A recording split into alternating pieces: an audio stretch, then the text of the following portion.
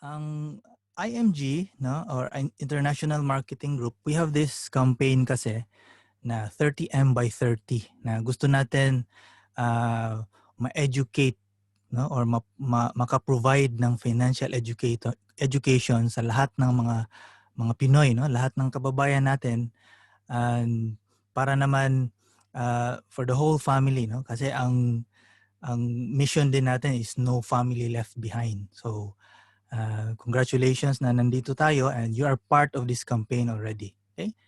And sabi nga dito, no, financial education isn't an option, no? It's a necessity. So yan yung pinakakulang. But tonight, specifically, we're gonna talk about the right healthcare. Okay, so choosing the right healthcare. So sa title pa lang, no, bakit may right healthcare? So meron bang wrong healthcare? No, it doesn't really necessarily mean na may wrong healthcare, no? But ang kadalasan kasi siguro wrong understanding. Kaya most of the time mga tayo, no, mga Pilipino, kulang tayo sa proper protection, especially sa health. Okay? So kaya nagkakaproblema. So in connection with that, we have this healthcare crisis. Okay? So I know lahat tayo makaka-relate. So itong healthcare crisis, hindi lang to just because na merong pandemic. Okay? So kasi itong presentation ko, this is years ago already na. Okay? So wala pang pandemic, meron ng crisis, no? And even after the pandemic, meron pa ring healthcare crisis. So ang gusto natin is long-term na solusyon. So siguro ano lang, no, let's review, baka makaka-relate tayo. Ito, no, reality and facts. So medical cost doubles every 5 to 7 years, no? Just think about that. Yung mga na-ospital, I know yung lahat ng mga nasa ospital ngayon, hindi naman nila plinano na ma-ospital sila, of course, di ba? But siguro some of them hindi nakapag-prepare, and most of them kukulangin. So meaning sa fact number 1 na to, yung cost ng medical mga fees, no, and bills, parang mas malaki pa siya kaysa sa inflation. Okay, 'di ba may inflation tayo, yung mga bilihin tumataas, 'di ba? Mga 4%, minsan 3%, 5%, but ang medical cost mas malaki. Okay? So if it means na 5 to 7 years, so meaning pala every year parang nasa ano ba? Parang nasa 12%, 'di ba? Parang gano'n, no? Between 8 to 12%. So yung medical cost mas mabilis tumaas yung inflation niya, no? Inflation sa medical cost is mas mataas. Okay? And ito pang isang sad reality, people don't save money for future healthcare needs. Kasi nga, tayo mga Pinoy, we are very, siguro, happy-go-lucky tayo, no? Masayahin tayo, which is an advantage din sa atin. But minsan, nagiging disadvantage din kasi hindi tayo makapagplano. Okay? So, meaning, hindi natin, parang hindi tayo nakapag-save for that. Okay? Wala tayong proper healthcare. Kaya, by the time na kailangan na natin, so wala, no? Kaya utang na naman, siguro ano na naman, no? Mag-chip in na naman yung mga relatives, or minsan yung mga GoFundMe, mga ganyan, 'di ba? So yung GoFundMe parang nanghihingi na lang 'yan, 'di ba? Parang you're begging for people to help you. So yeah, there's nothing wrong with that, but of course, no, it's humiliating din sa atin, no? Kasi wala na tayong ibang choice. Okay? So, ito, company HMOs. So, some would argue na sabi nila, ay, may healthcare naman ako, no? Swerte ako kasi yung company namin, meron kaming magandang benefit. Excuse me. So, covered kami lahat. Kung magkasakit, may pang-ospital. Okay? Excuse me. Yung HMO ang babayad. So, but ang problema nito is yung HMO only covers while you are employed. So kung nag-resign ka na or when the time comes na mag-retire na, no? So anong mangyayari? So wala nang healthcare. Okay? And ito pa, no? Traditional HMOs covers only up to age 60. Okay? So remember that. So up to age 60 yung mga individual, no? Yung mga binabayaran siguro may iba dito kumuha ng kanilang own healthcare, but up to 60 lang, yung iba siguro up to age 65 pero may mga restrictions na. But most of the time yung mga retirees, no, kasi 60, di ba? Most of the time retire na tayo. Yung mga retirees wala nang coverage. So parang ano ba? Parang it's very ironic kasi that's when you need healthcare the most, di ba? Kailangan natin 'yan kasi matanda na. Tsaka mas prone na tayo sa mga sakit. Okay? But yan yung limitation, no? It's good but it's limited, no? Kulang siya. So ang isa pa dito, no? So ang ginagawa na lang sa mga retirees, sinabi ko na kanina, they rely on their children, relatives for continuing medical expenses. 'Di ba? Yung iba may mga maintenance na, yung mga pang high blood, pang sugar, 'di ba? Ganon. So uh, they just have to depend on their children, no? Kasi minsan sinasabi din natin, oh, um, uh, okay naman ako kasi may mga anak naman ako who will take care of me kasi ako ang nag-alaga sa kanila. So exchange naman tayo, no? Sila naman ang alaga sa akin. But actually, uh, it's a wrong mindset, no? So it's a wrong mindset, meaning it can be improved. Kasi yung mga anak din natin, baka may own family na rin sila.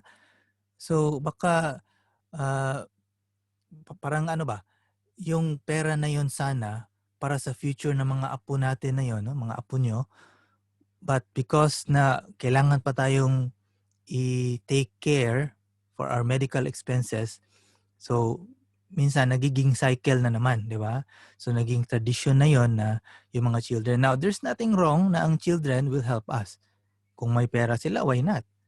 Pero what if kung kinulang din sila? No? What if may crisis din? Or ito lang, no? Ang pinaka best example siguro, siguro yung mga anak natin, they agree to take care of us, ng healthcare natin.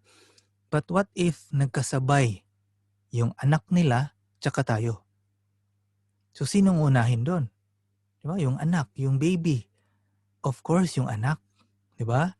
Tayo, second option. No? And masakit mang pakinggan, but that's reality. Okay?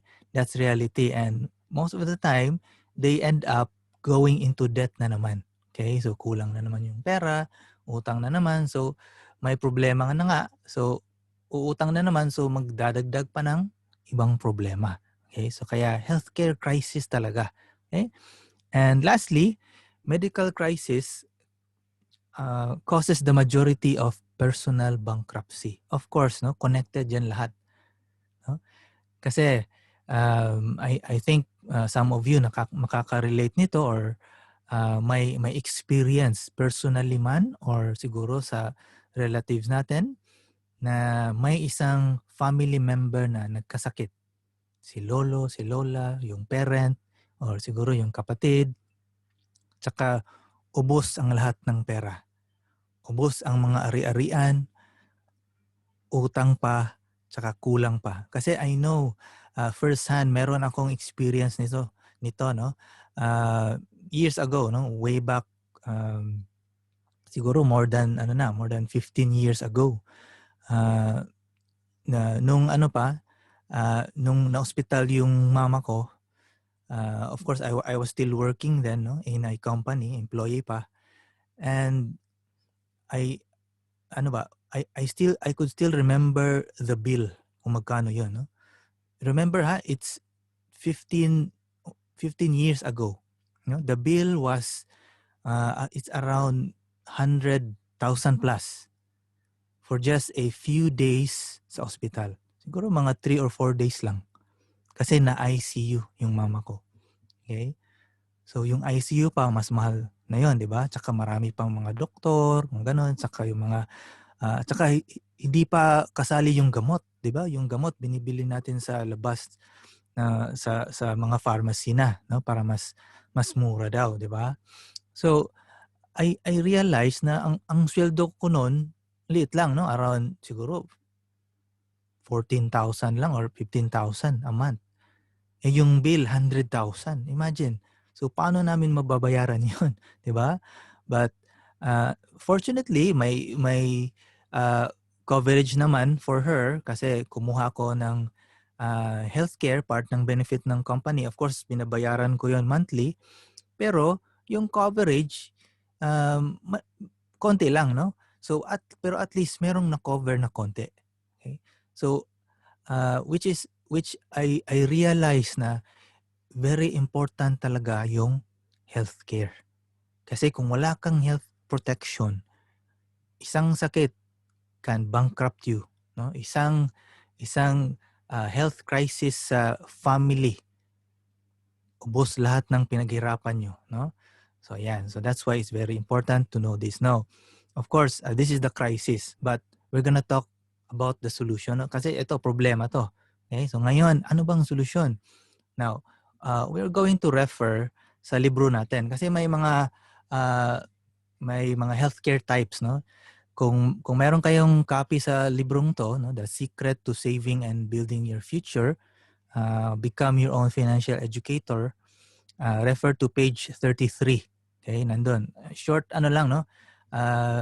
Mga short chapter lang. I believe it's chapter 2. Okay? Now, ang i-share natin is ito lang, no? Choosing the right healthcare. So, it's in the book.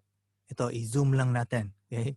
So, sabi dito, in the Philippines, a lot of sick people die because not because there's no medicine or treatment available, no? But because they don't have money to pay for these costs. Okay? So, ang medicine or treatment very available sa Pilipinas. Even the expertise, no? I know maraming mga Pilipinong doktor na magagaling. Kaya nga marami ding mga Pinoy na doktor na nasa labas na, nasa US, nasa ibang bansa. Kasi ang mga Pinoy talaga magagaling, no? But unfortunately, of course, no, mahal yung costs. And most mga kababayan natin, pinipili na lang nila na hindi na lang siguro namin ituloy yung operasyon, hindi na lang siguro namin i-admit dyan sa ospital na yan. No? Kasi sometimes yung mga treatment or yung mga highly specialized na treatment nasa specific hospitals lang, no? Kasi hindi naman lahat ng hospital meron. So kung sobrang mahal, let's say yung operation it would cost 500,000. Tapos alam mo na, 'di ba? Tapos not including pa 'yon mga recovery ganyan. So ang automatic na sa atin ay wag na lang, no? Kasi baka kukulangin din or wala kaming pambayad. So wala rin. So that's why that's a very sad reality. Okay? So ang importante natin dito is we should understand na choosing the right healthcare for sa lahat ng stages sa buhay natin, no? Dapat ano yan, full coverage, no? Dapat while you're working, meron ka, while or when you retire, dapat meron ka, di ba? So eto, naka ano dito, no? Nakalagay sa libro natin, may short term, may senior care. Actually, ang senior care it goes to the short-term category pa rin, no? Ang pinagkaibahan lang, ang senior care, mas mahal na siya, no? At saka it covers yung mga age 60 and beyond at marami ng exclusions, no? It doesn't mean it's bad, but kung kailangan talaga, at least meron, no? So at least we know our choices. So dito tayo. Now, ito, of course, may mga continuation pa yan, may long term. So ito, i-highlight lang natin kasi nasa libro yan. Okay, so ito, types of healthcare para mas klaro. So, short term. Okay, now, remember sa tinuturo natin in becoming your own financial educator, we should build the proper financial foundation starting from the ground up. Okay? So ito, pinaka-base talaga yung healthcare. Okay? Next, life protection, debt elimination, emergency funds, and investment. So hindi yan uunahin, no? Hindi uunahin ang investments. Okay? So that's the list of your priorities kung hindi ka pa nakapag-start ng healthcare mo, na life protection, or kung marami ka pang utang, wala ka pang emergency funds, no? But last na yan. Okay? Now, going back to our topic, types of healthcare. So first type, itong short term. Okay? So ang purpose ng short term, number one, if you're employed while while nagtatrabaho, at least covered ka. No? Para yung company, of course, binabayaran nila yan na they want to make sure na yung employees nila at least merong enough benefit na kung magkasakit niyan, merong panggastos sa kanila, no? Although may limit, at least meron. Now, eto ang minsan din if wala kang coverage sa employer mo, pwede ring kumuha ng individual healthcare. So meron ding short term. Okay? Ang short term binabayaran mo every year. Okay? Every year 'yan. So parang kung i-compare natin, para siyang yung insurance ng sasakyan, 'di ba? Yung kotse natin, 'di ba? Kung merong mangyayari, maaksidente, so merong pera na panggastos, no? Pang-ayos ng sasakyan natin.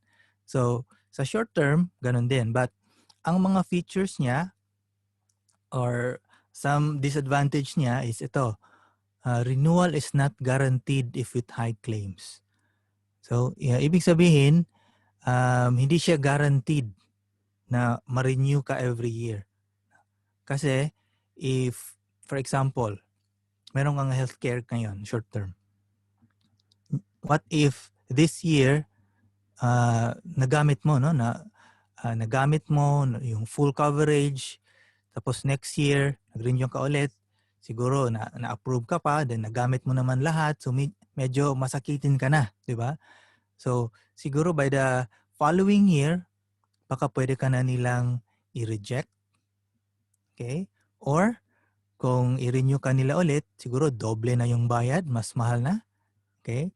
So, yan yung disadvantage. Kasi, di ba, of course, kasi ang healthcare company, malulugi din sa'yo, di ba? Kung lagi kang nagre-renew, tapos kiniklaim mo lahat, no, every year na lang. Okay? So, at ito, yearly increase of premium until age 60. So, just like sa insurance, no, sa life insurance, yung binabayaran mo, that's the premium, every year, mag-increase yan. Kasi as we grow older, yung risk of being sick, mas malaki na. Diba? Mas high risk na tayo, so medyo mas mahal na yan. Kaya, when you're younger, mas mura yan. When you're a little bit older na, no, medyo medyo pricey na siya, no? So yan yung insurance or healthcare na premium, I mean. So generally, there's no life insurance coverage. So since healthcare naman siya, so wala siyang life insurance. So kung ang tao na merong short term, let's say na-aksidente siya tapos namatay, so hindi makatanggap ng insurance money ang family. Siguro ma-covered yung pang-hospital, but walang makukuha yung family. No? Yung pang-hospital lang. Okay? And no accumulation of unused health fund. So wala siyang, for example, no, i-explain ko muna to. Let's say kumuha ka ng healthcare ngayon and for 10 years, nagbabayad ka, tapos healthy ka, hindi ka nagkasakit, which is good. So walang accumulation. So hindi ibig sabihin na mababalik yung pera mo kasi hindi mo nagamit. Okay? Tsaka hindi siya mag-accumulate. Okay? And no return of premium for non-utilization. So meaning, ganun pa rin, no? Related pa rin. So walang mababalik sa'yo kung hindi mo ginamit. No? Kahit percentage, wala. Okay? So ito, covers only up to age 60. No? Sinabi na natin kanina yan. Tsaka reinstatement is limited to 30 days. So kung hindi ka nakapag-renew, let's say due date mo na, no? Last month. Tsaka hindi mo nabayaran within 30 days yung due date mo. So hindi mo na-renew, no? Hindi mo tinuloy. So meaning pwede siyang ma-lapse or ma-deactivate. Now, kung ma-deactivate, more than 30 days na, you can apply again, pero baka mas stricto na or baka mas mahal na. Okay? Baka mas marami na silang mga ano ba? Mas marami na silang mga requirements sa atin, no? Yung mga proof of health, no? Kailangan healthy tayo. And continuous yearly payment term. So if you started, let's say nag-start ka ngayon age 30 for example. So babayaran mo 'yan until age 60. Okay? That's 30 years mo babayaran every year. Okay? So just like sa mga companies, binabayaran nila 'yan every year para sa lahat ng employees nila. As long as employed ka pa, binabayaran nila 'yan. Okay? So I hope that's clear, okay? Now, let's go to the second type, no? A long term. So ang long term, which is ang provider natin, no, sa pang partner company natin sa IMG, which is Kaiser. So ito yung features, okay? So remember na ang purpose ng long-term care or long-term health care is ano 'yon? Pang-retirement gagamitin. Kaya nga long term, 'di ba? Sa picture pa lang dito, 'di ba? Mga retirees na. So, ang renewal is guaranteed. So, that's the difference. So, meaning kung nakapag-start ka ngayon or let's say bukas, no, nakapag-start ka. So, meron ka ng healthcare, no? Na-approve na yung policy mo. Now, sa second, fixed premiums for 7 years. So, meaning 7 years kang magbabayad. So, meaning renewal is guaranteed. So, guaranteed for 7 years na makarenew ka. So, hindi ibig sabihin na what if next year nakasakit ka, pwede ka ba nilang i-reject? So, hindi na. No? Kasi nakapag-start ka na, na-approve ka na nila, and you just continue paying. Okay? For 7 years only. Okay? So, it's not all your life or until age 60. Okay?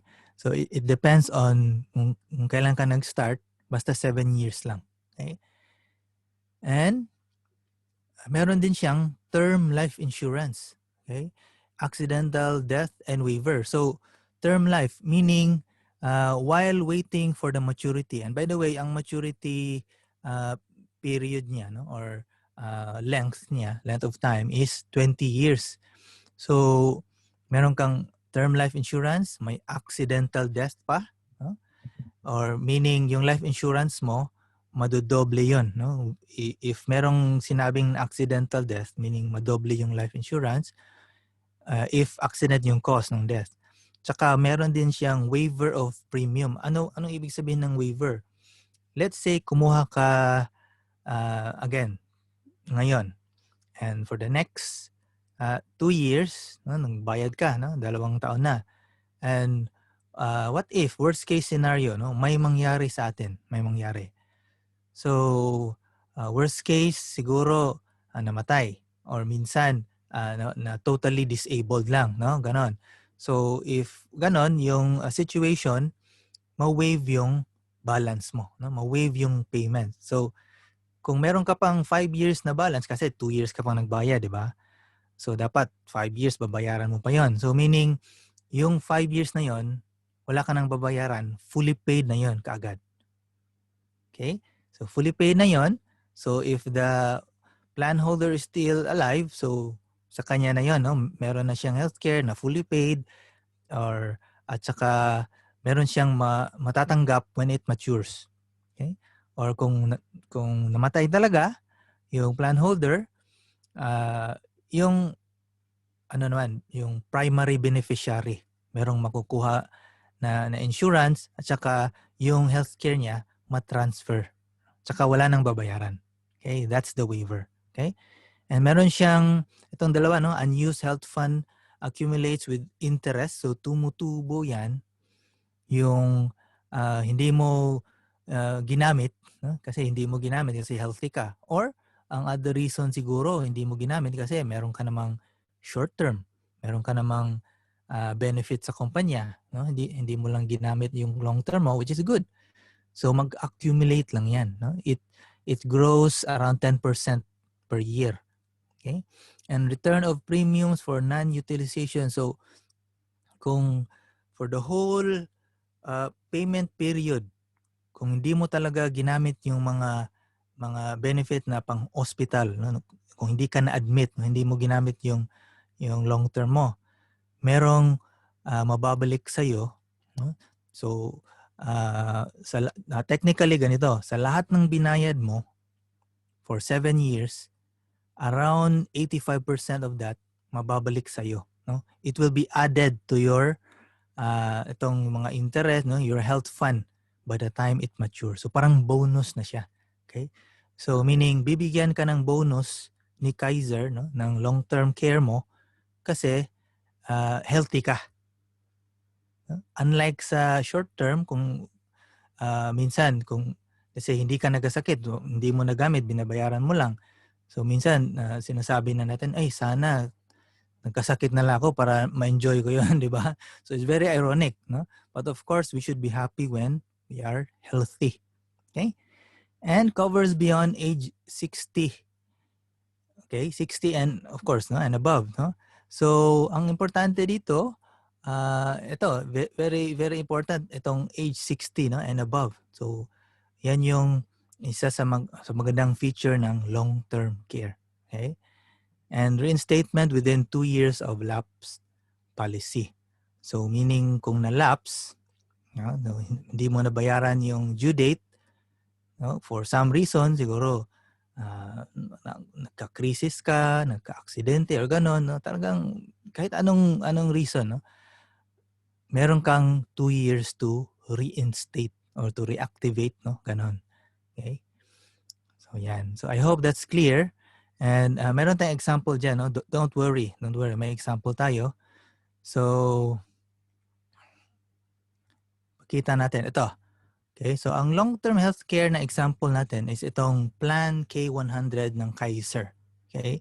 So some of you meron ng idea nito, but let's say ito example lang ha, example. So K100 merong mas mataas na coverage if you need na higher coverage, no? Merong K150, K200. So meron din. So eto K100 lang muna, tsaka start natin age 22. No? So example. So meaning magbabayad yan, ang payment period is 7 years. So 22 to 29. No? That's clear. Okay? That's very clear. Now next. So meron siyang extended period na another 13 years. Kasi nga, ang maturity is, di ba, sinabi ko, 20 years. So by the time you reach, if you're 22 right now, and then after mag-reach ka ng 42, matured na yan, sa K100, yung pera mo with all the bonuses, no, hindi mo nagamit, so it will have around 1.1 million na cash value, no? Of course, with bonus na yan. So, ayan. So, kasi pinapatubo yung pera. Now, ang question is, magkano bang binabayaran mo for the 7 years?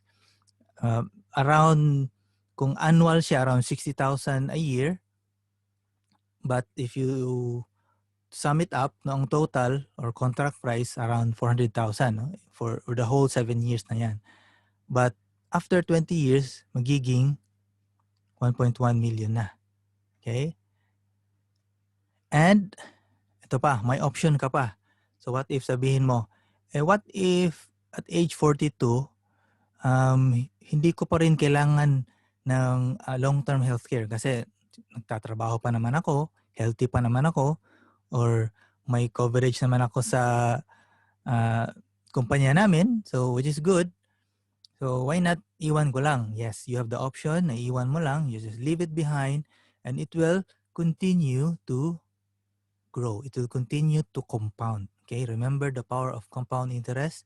It will continue to compound. And by the time you reach 60, ito example din, 60, aabot yan ng, meron ka ng 6.4 million na long-term care fund. Okay? Now, remember, ito, by the time na nandito na, no, ito sa extended period na, wala yang exclusions. No? Walang mga, kasi may ibang healthcare na pinipili lang yung coverage, di ba? Minsan nga may mga life insurance na sinasabi nila, ay, may insurance naman ako, tsaka may critical illness or terminal illness. So, okay na yon. So, but actually, kulang pa yon kasi for critical lang yun eh. What if yung illness mo hindi critical? So, anong mangyayari? So, hindi sila babayad. Okay?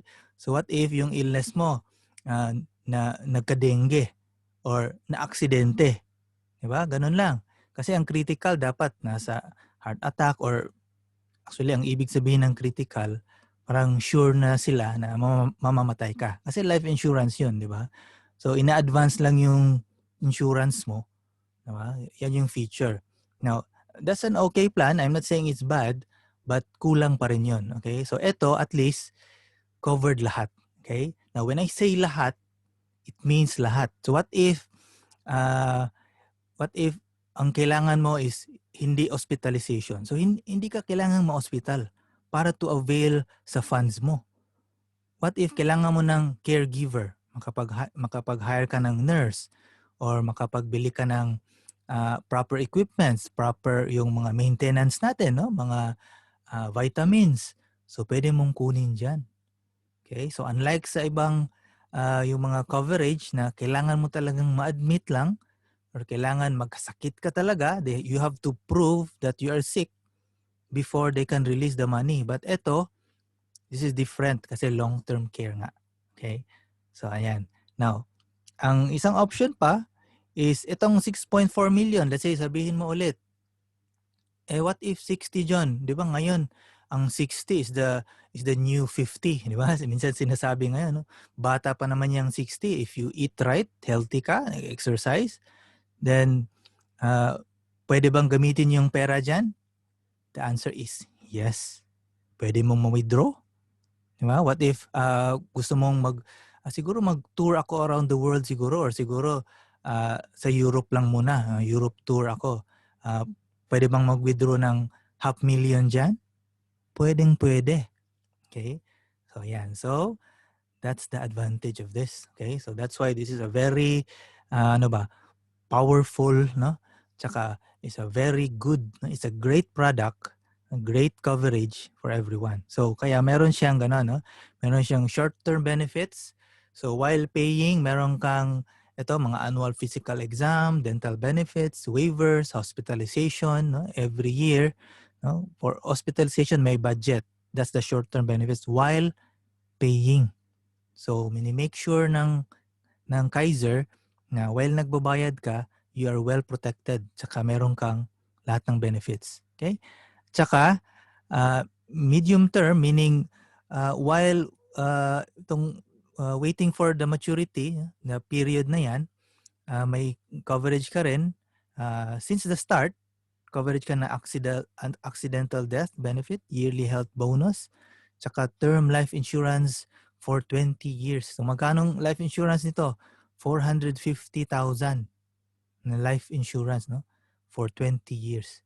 Now, if accident ang cause, that's 900,000 ang makukuha ng family. Okay? So, yan. And that's why it's a 3-in-1 savings or healthcare program. No? May healthcare, may insurance, at may investment. So, this is the Kaiser only. Now, ito pa, bonus. Now, actually, pwede itong maging 4-in-1. 'Di ba? Kasi may mga kilala tayo na kumukuha ng mga plans ng mga like burial funds, yung mga St. Peter's, yung mga 'di ba, yung mga final expenses, 'di ba ganon. So, uh, kaysa kukuha ka pa ng ganon, why not you join IMG, become a member kasi as an IMG member, no, kumuha ka ng Kaiser, tsaka member ka na, may added ka pang ano ba, yung yung ano natin, partner natin sa Fidelity at saka Everest na merong burial funds. Okay? Sa kasama na yun yung memorial services, no? So hindi kailangang kasi kung sa for example lang ha, I'm not putting down any company, but for example, itong isang company, Saint ganito, tapos kapag namatay, wala kang choice. Dapat doon ka lang pwedeng gumamit sa kanila. Okay? Exclusive. Ito, yung ano natin, memorial is you can choose, no? Your family can choose. Okay? So you have the option. So yan yung bonus dito. So pwede siyang maging 4-in-1. Okay? So if you plan to get Kaiser or if you're a member already, good for you, di ba? So kung hindi ka pa member tsaka kumuha ka ng Kaiser, be a member too para maging 4-in-1 yan. Okay? So in summary, yung kanina, summarize ko lang. So K100, age 22, ito no, meron kang life insurance na 450,000, accidental death additional 450,000, annual physical exam and dental benefit free for 7 years, annual hospitalization 60,000 every year, okay? May waiver of total premium protection, no? That's a full waiver, no? Lahat, wala kang babayaran. Tsaka maturity after 20 years, meron kang 1.1 million. Kung age 22 ka nag-start, at age 60, meron ka ng 6.4 million. Kung iiwan mo lang dyan, it will continue to compound. At age 65, meron ka ng 10.4 million. Okay? So, babayaran mo lang is around 60,000 per year. Or if you want monthly, pwedeng mabayad ka ng 5.8 per year. Per month, I mean, sorry. So, 59 ang annual. Okay?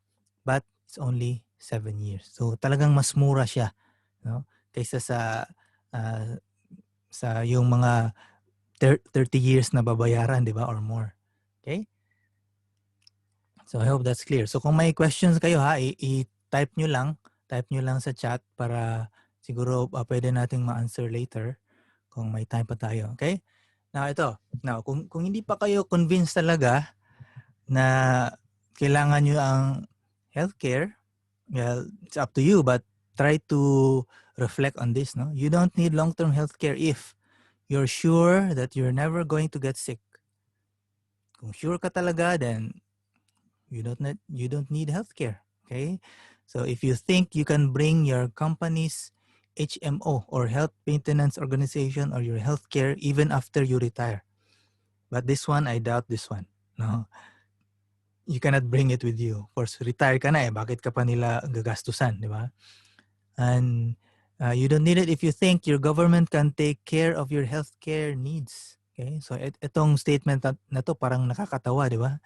Kasi of course, the government cannot take care of you. Diba? So kahit sa ibang bansa, even the US, they don't rely on their government to take care all their medical expenses. I know this because meron akong sisters doon. And ang ginagawa nila, nagsisave din sila sa kanilang HSA or Health Savings Account, which is similar sa ating Kaiser. Okay? So binabayaran nila yan every month. Okay? And that's until they retire.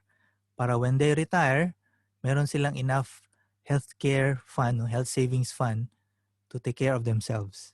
Yeah? Minsan, of course, may mga assistance from the government pero sabi nila kulang pa rin kasi sobrang mahal, di ba?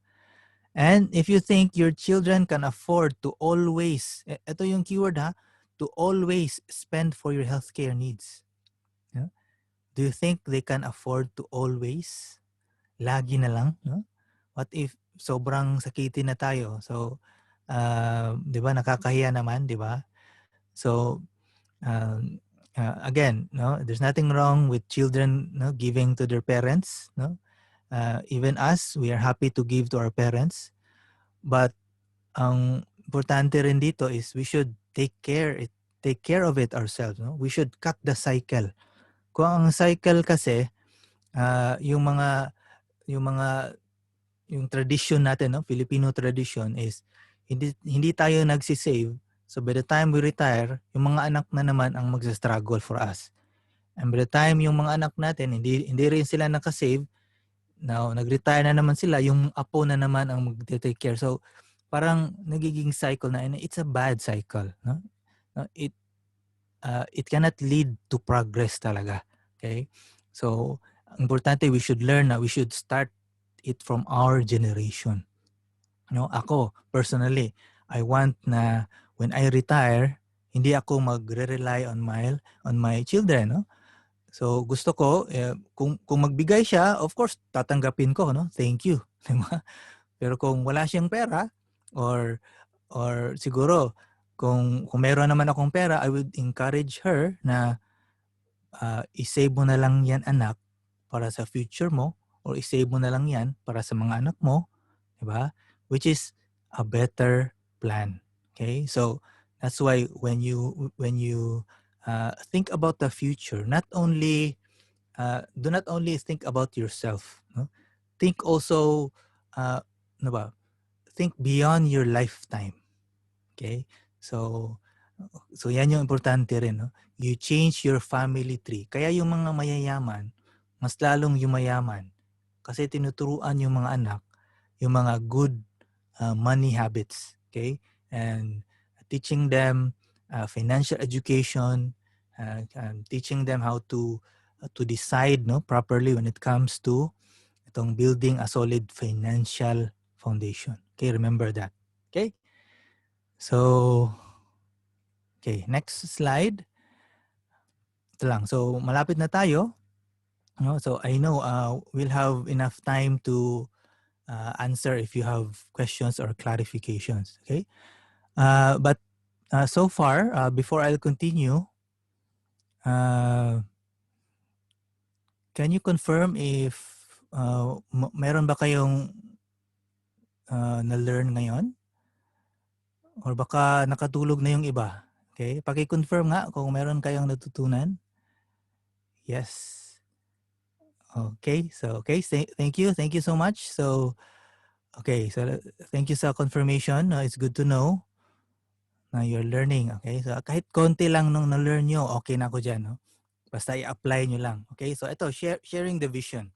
So, connected din to about healthcare. But this can be applied in general. Okay? Will you continue to be an asset? Okay? So, as you stay longer and older in your job, will you continue to be an asset or liability? As you get older, you will eventually become less productive and too expensive to maintain by the company. So, di ba? Sinong nakaka-relate yan? Di ba? So, as you grow older, meron akong mga friends na medyo mataas na yung mga ranggo nila sa company. Di ba? So, they have bigger salaries na. No? But they are tougher to maintain by the company. So, by the time na mag-retrench, no? Tsaka, let's say you're 45, 40, 45, 50, what if kailangan mo pang magtrabaho kasi hindi ka pa nakapag-ipon, or siguro nag-rely ka sa healthcare mo on the company kasi wala kang long-term care. So, that's way too risky. Okay? So, you become too expensive to maintain. So, most companies, so this is the reality, ha? Most companies think that the older employees are more costly and less productive, diba? While the younger and new employees cost cheaper and are more productive. Okay? Now, you may have more experience, but siguro outdated ka na ng konti, diba? Siguro, for example, you're a programmer. May marami ng mga bagong language, may mga bagong paraan, may mga bagong tools na hindi mo alam. No? Hindi mo alam kasi hindi ka nag-adapt or siguro wala ka ng time mag-adapt kasi nasa managerial position ka na. Okay? So no matter how much you have contributed to the company in the past, no, the business world, no, would always dictate to hire the younger, less costly, more productive employees. So the company is able to survive and stay competitive. Okay? So yan. So that's the reality. Now, especially right now. Sa pandemic na to, marami akong mga kilala na nawala ng trabaho. And of course, nakapaghanap naman sila ng ibang job, but uh, it's not the same salary na. Mas maliit na lang. Okay? Kasi wala silang choice, di ba? Pandemic, tsaka kailangan nila ng income, especially yung lifestyle medyo mataas na, di ba? Or marami pang mga responsibility, siguro college na yung mga anak. So, uh, that's the sad reality. And ito pa, no? Ito would hire the younger, less costly, more productive employees. But right now, because of technology, sometimes konti na lang ang ina-hire. And I can see this dito sa Hong Kong. Lahat ng mga fast food, especially McDonald's, no?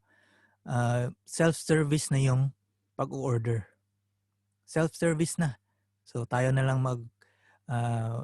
mag-check ng anong meal na gusto natin, anong pagkain, for take out ba or dine in, 'di ba? Kung may mag-plus ka ba ng ganitong side, gano'n na lang, no? Nasa kiosk na. So automated na, so meaning computer na. So pinapalitan na tayo ng technology. Meron siyang advantage, no?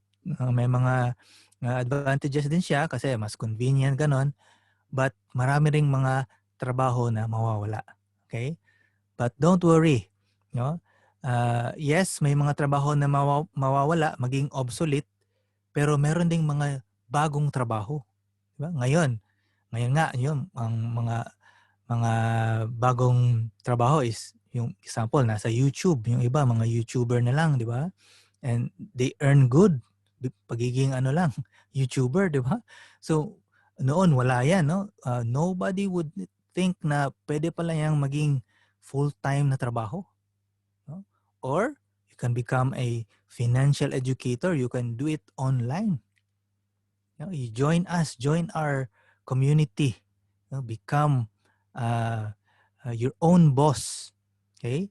And ang advantage ng IMG is you can do it part-time. So hindi kailangang mag-resign ka or full-time mo kaagad ang IMG. Just try it out. Try it out. Give yourself a chance. No? Do whatever it takes to succeed. Kasi this is for your own future na. Okay? So at dito sa IMG, you'll always be an asset. Okay? So if you teach financial education, konti lang tayo, no? Konti lang kami. So that's why we need more people sa ating campaign, no? Kailangan natin ng more campaigners pa. Okay? So ito. So have you heard of layoffs, downsizing, right-sizing, early retirement, redundancy? So very rampant yan ngayon. Okay? So what if meron kan or what if bigla tayong maganito, di ba? When this happens, are you ready? So yan yung bigger question, okay? So find a way, no? Don't delay too much, no?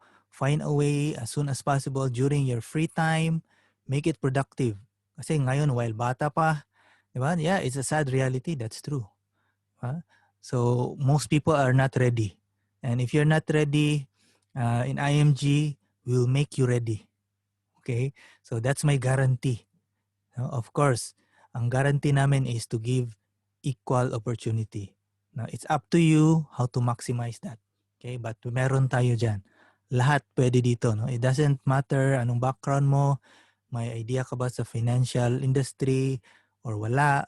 O may educational background ka ba nito. It doesn't matter. As long as you're 18 and above and you're willing to learn, You're very welcome sa ating community. Okay?